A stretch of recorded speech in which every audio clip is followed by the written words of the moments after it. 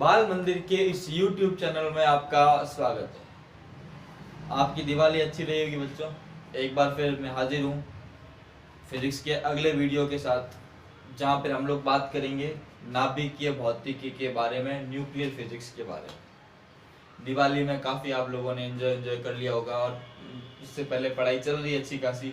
जो लोग video continue देख रहे हैं उनको बहुत फ़ायदा होगा जब भी हमारे स्कूल खुलेंगे, और अब जल्दी स्कूल खुलने वाले हैं। तो वीडियो जितने देख रखे हैं उनके लिए बहुत ज़्यादा एडवांटेज होगा जब स्कूल ओपन होंगे, इसलिए आप वीडियो को देखें। हम लोगों ने इसलिए 4-5 दिन का गैप दिया ताकि दिवाली में आप लोग आराम से अपनी दिवाली एंजॉय कर सकें, या जिनके कुछ वीडियोस बाकी रह गए वो कवर कर सकें। अब मैं नया चैप्टर लेके हाजिर हूँ। परमाणु भौतिकी कंप्लीट हो चुका है, जिसमें मैंने आप लोगों में एक छोटी सी चीज, बोर मॉडल की कमियां, ध्यान रखना। वहां पे एक टॉपिक था बोहर मॉडल की कमियां, वो आप लोग देख सकते हैं, उसमें कुछ भी नहीं है, ध्यान रखना। छोटा सा टॉपिक है, आप देख सकते हैं। और इसके बाद वाला टॉपिक है वो सिलेबस से हटा दिया है, तो अभी हम उस पर ध्यान नहीं दे रहे हैं, ध्यान रखना। बाद में हम देखेंगे, इसको कंटिन्यू करेंगे। अभी मैं केवल सिलेबस के अकॉर्डिंग चल रहा हूँ। तो आज हम शुरुआत करेंगे नाभिकीय भौतिकी। इसका बेसिक बता देता हूँ। सिलेबस की बात, इस चैप्टर में काफी सारी चीजें हटाई है जिसको हम बाद में पढ़ेंगे। अभी खाली मैं बेसिक आपको बता रहा हूँ। बेसिक में सबसे पहले नाभिक, और ध्यान रखना नाभिक की खोज की थी रदरफोर्ड ने। किसने की थी? रदरफोर्ड ने की थी अपने स्वर्ण पत्र प्रयोग में। मैंने आपको बताया कि नाभिक के खोजकर्ता कौन थे? रदरफोर्ड थे। जब मैंने आपको परमाणु भौतिकी की शुरुआत करवाई थी, रदरफोर्ड का परमाणु मॉडल बताया था, तब आपको बताया था इसकी खोज किसने की? रदरफोर्ड ने की। ध्यान रखना, परमाणु का वह भाग जिसमें उसका समस्त धनावेश एवं लगभग समस्त द्रव्यमान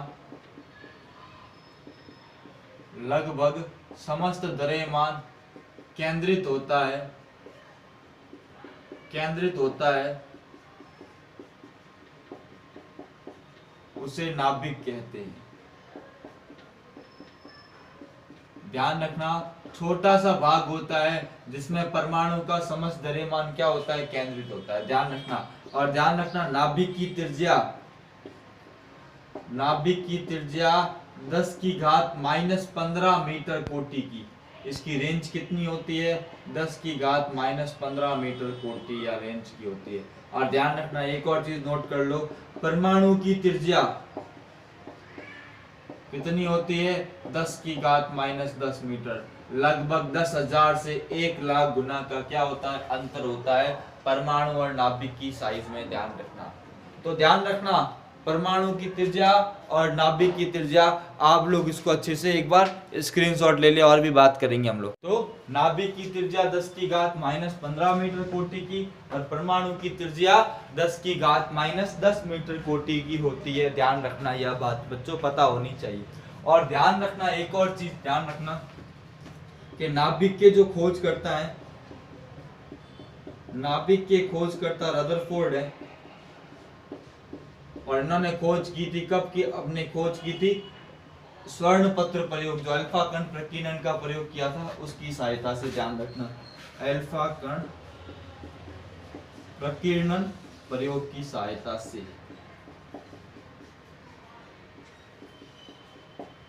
ये बात आपको ध्यान रखनी है, इसको आप स्क्रीनशॉट ले लें, या फिर आगे बात करते हैं बच्चों।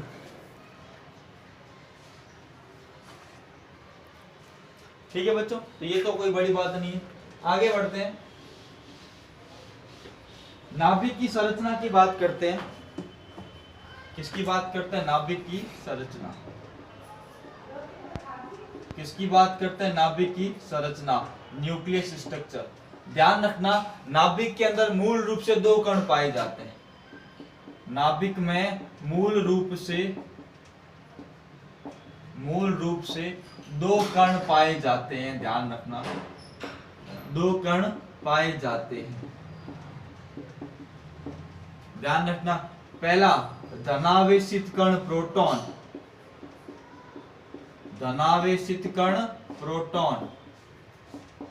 और दूसरा उदासीन या अनावेशित कण न्यूट्रॉन।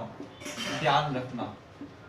तो इस हिसाब से नाभिक कैसा होता है? धनावेशित। क्योंकि उसमें इलेक्ट्रॉन तो होते ही नहीं है, ध्यान रखना। और इन दोनों कणों को सम्मिलित रूप से हम क्या कहते हैं? न्यूक्लियॉन। न्यूक्लियॉन का मतलब नाभिक में पाए जाने वाले कण, मूलभूत कण। नाभिक में पाए जाने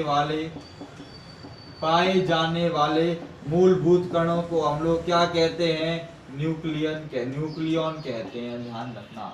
तो ध्यान रखना, नाभिक में दो कण पाए जाते हैं, एक तो धनावेशित कण प्रोटॉन और दूसरा उदासीन कण न्यूट्रॉन। इन दोनों को सम्मिलित रूप से हम लोग क्या कहते हैं? न्यूक्लियॉन कहते हैं। क्या कहते हैं? न्यूक्लियॉन कहते हैं, ध्यान रखना। हमेशा ये बात आपको पता होनी चाहिए। प्रोटॉन की खोज किसने की थी? गोल्डस्टीन ने, आपको पता है। न्यूट्रॉन की खोज करने वाले जेम्स चैडविक थे, आपको बता चुका हूं, ठीक है ना? ये ध्यान रखना। उसके बाद ध्यान रखना, जब भी हम एक परमाणु की बात करेंगे तो हमेशा उसको ऐसे लिखते हैं XZA। नाभिक की बात करें, परमाणु की बात करें, X क्या है? परमाणु का प्रतीक। A क्या है? द्रव्यमान संख्या, मास नंबर। और Z क्या है? परमाणु क्रमांक। ध्यान रखना, ये आपको पता होना चाहिए, XZA, ये आपको पता होना चाहिए। और ध्यान रखना, हम नाभिक की बात चल रहे हैं, इलेक्ट्रॉन की बात हम यहाँ पे कंसीडर नहीं कर रहे, ध्यान रखना, XZA, ध्यान रखना। अब यहाँ पे कुछ बातें आपको और पता होनी चाहिए। मैं ऊपर की चीज को मिटा रहा हूँ, ऊपर वाली चीज को नोट कर लो, नीचे वाली अभी अब रहने दो, ऊपर वाली चीज को नोट कर लो। मैं कुछ बातें आपको बताने जा रहा हूँ।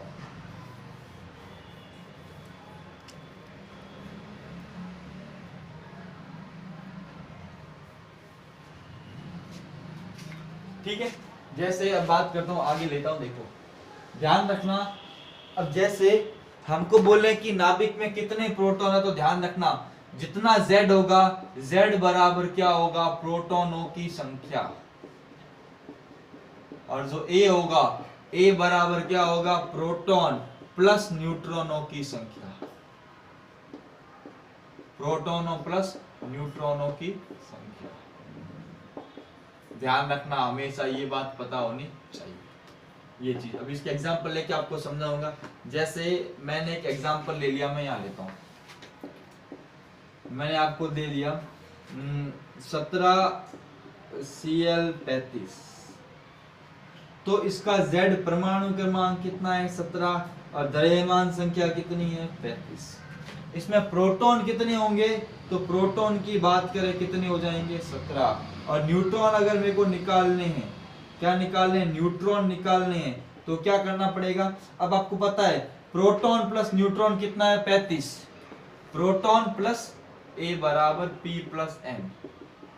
तो N निकालना हो तो P की जगह Z लिख के इसमें से इसको क्या करना पड़ेगा? घटाना पड़ेगा। तो क्या हो जाएगा? 35 माइनस 17 बराबर क्या हो जाएगा? 18। देखो ना, 17 18 कितना हो गया? 35। तो हमेशा ये बात आपको क्या करनी है? ध्यान रखनी है, प्रोटॉन और न्यूट्रॉन की संख्या निकालते समय ध्यान रखना, ये आप चीज नोट कर लो अच्छे से। बेसिक बातें, छोटी छोटी बातें लेके चल रहा हूँ, ये बड़ा आसान, इसमें कुछ नया चीजें नहीं बता रहा हूँ, ये बातें आपको पता होनी चाहिए। अगर नहीं पता है तो अभी पता कर लो, ध्यान रखना ये चीज। सिंपल, जितना परमाणु क्रमांक उतने प्रोटॉन, और इस A में से इसको A में से Z को घटाओगे न्यूट्रॉन। और ध्यान रखना, नाभिक उदासीन होता है, जितने प्रोटॉन होते हैं उतने ही क्या होते हैं? इलेक्ट्रॉन होते हैं। इलेक्ट्रॉन नाभिक के बाहर चक्कर लगाते हैं।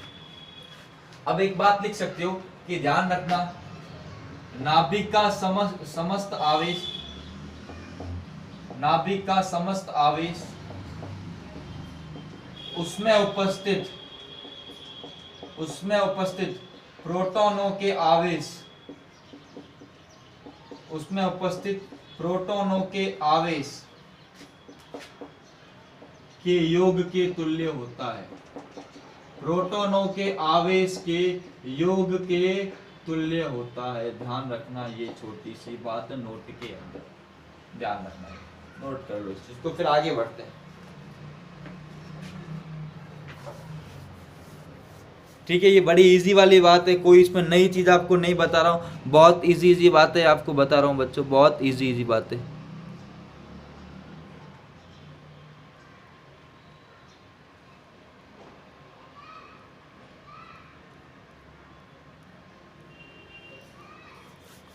ठीक है, अब आगे और बात करते हैं, कुछ नई बातें लेते हैं।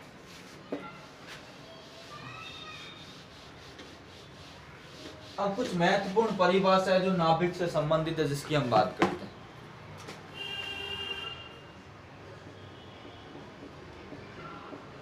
महत्वपूर्ण परिभाषाएं।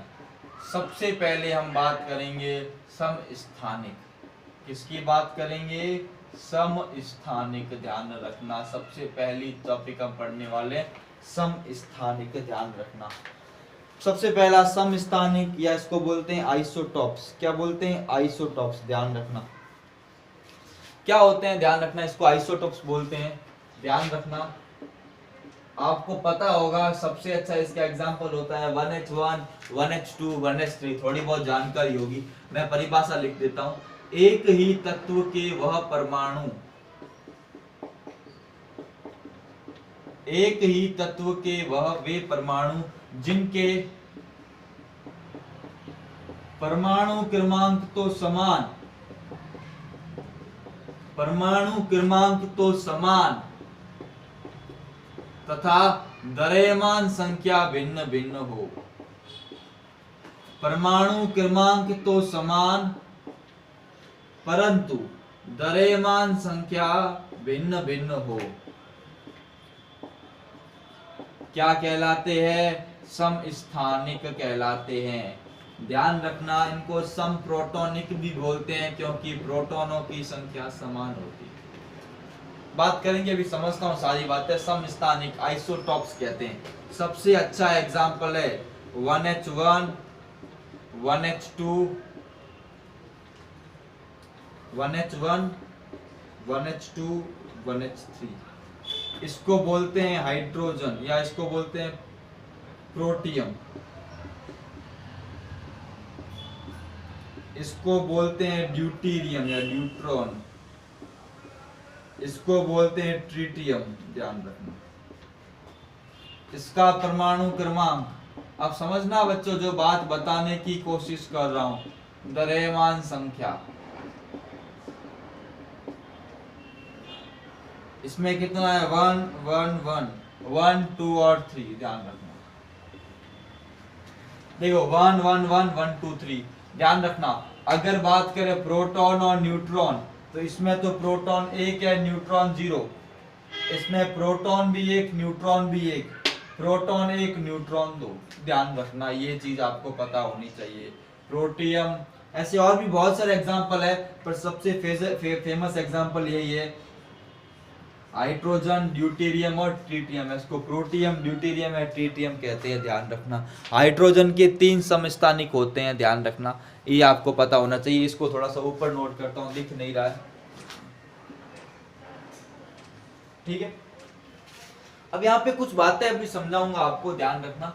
अब यहाँ पे देखो, परमाणु क्रमांक समान, द्रव्यमान संख्या भिन्न, प्रोटॉनों की संख्या समान और न्यूट्रॉनों की संख्या क्या होती है? अलग अलग होती है। तो एक बार इसको नोट कर लो, फिर इस पर बहुत सारी चर्चा करूंगा। एक बार इस चीज को अच्छे से आप नोट कर लो, ध्यान रखना।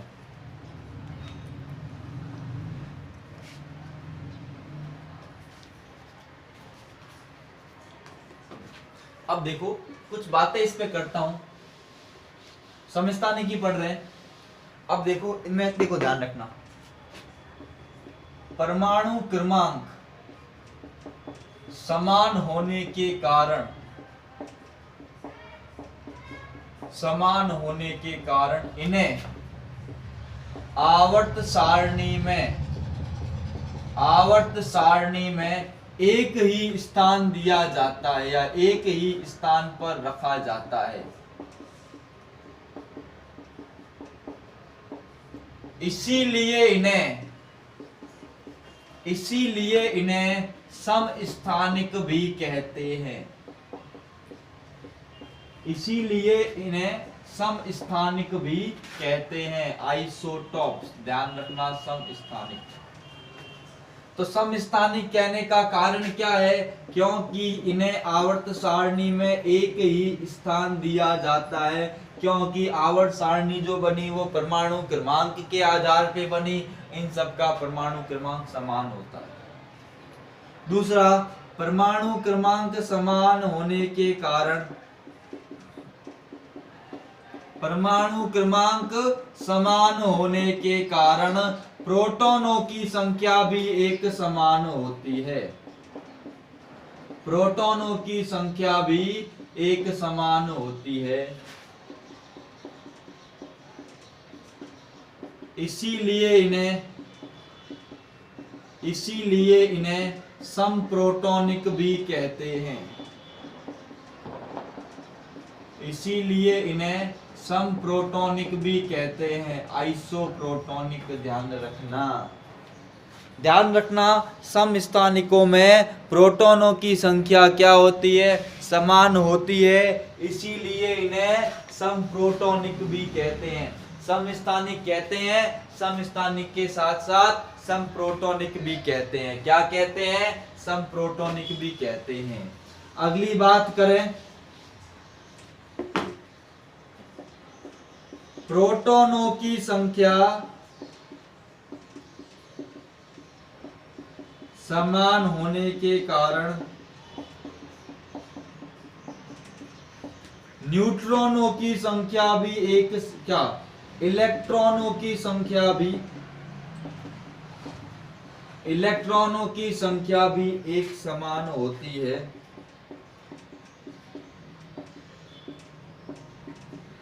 इसीलिए इनके रासायनिक गुण एक समान होते हैं। रासायनिक गुण एक समान होते हैं। ध्यान रखना, इनके रासायनिक गुण कैसे होते हैं? एक समान होते हैं। ध्यान रखना, परमाणु क्रमांक समान, प्रोटॉनों की संख्या समान, इलेक्ट्रॉनों की संख्या समान। पर ध्यान रखना, न्यूट्रॉनों की संख्या भिन्न भिन्न होने के कारण भौतिक गुण अलग अलग होते हैं। भौतिक गुण अलग अलग होते हैं। ध्यान रखना, भौतिक गुण अलग अलग होते हैं। तो आई थिंक आपको बात समझ में आई। परमाणु क्रमांक समान है, समस्थानिक है, प्रोटॉन की संख्या समान है, समप्रोटॉनिक है, इलेक्ट्रॉन की संख्या समान है, रासायनिक गुण समान है, न्यूट्रॉनों की संख्या भिन्न होने के कारण भौतिक गुण अलग अलग होते हैं। अच्छे से इसका स्क्रीनशॉट ले लो। और भी बहुत सारे एग्जांपल ले सकते हैं, पर मेन यही है, ध्यान रखना। जैसे एक एग्जांपल होता है, यहाँ नोट करता हूँ, HO16 और HO18। ऐसे बहुत सारे एग्जांपल आपको और मिलेंगे। 6C12, 6C14, ध्यान रखना, 6C12, 6C14। तो एग्जांपलों की भरमार है, पर हमें इतना ही ध्यान रखना है। आगे और बढ़ेंगे। तो बच्चों अच्छे से स्क्रीनशॉट ले लो, इस चीज को नोट कर लो। बात आपको समझ में आ रही है बच्चों? अभी हमने स्टार्ट किया नया चैप्टर। अब देखो स्कूल कब खुलती है कोई गारंटी नहीं है। आप लोग अपनी स्टडी पे खास करके ध्यान दो बच्चों। दिवाली चली गई, लगभग हाफ ईयरली वाला, इस टाइम पे अगर स्कूल चालू होती है आपका 80% सिलेबस कंप्लीट हो जाता है। हम लोग अपना पूरा एफर्ट लगा रहे हैं, आप भी अपनी मेहनत करें। व्यूज इतने नहीं आ रहे जितने हमें उम्मीद है, तो आप ज्यादा से ज्यादा देखें, लाइक करें, शेयर करें, चैनल को सब्सक्राइब करें। आप लोग ही हमें अच्छी ऊंचाई पे ले जा सकते हैं, और आप हमें ले जाएंगे तो हम आपको और ऊंचाई पे ले जाएंगे। देखो सिस्टम बच्चों सीधा है, आप देखोगे तो हम और मेहनत करेंगे, नहीं देखोगे तो हम भी घास काटने की तरह करेंगे। कुछ बच्चे देख रहे हैं, उसके लिए मेहनत कर रहे हैं, और जिनको डाउट हो स्कूल में आके पूछ सकते हैं। और काफी लोगों के पास तो मतलब डिटेल भी है मेरी कॉन्टेक्ट, कुछ पूछना हो पूछ सकते हो, कोई दिक्कत वाली बात नहीं। ठीक है, थैंक यू बच्चों, इतना ही करते हैं, आगे और चर्चा करेंगे। थैंक यू सो मच बच्चों।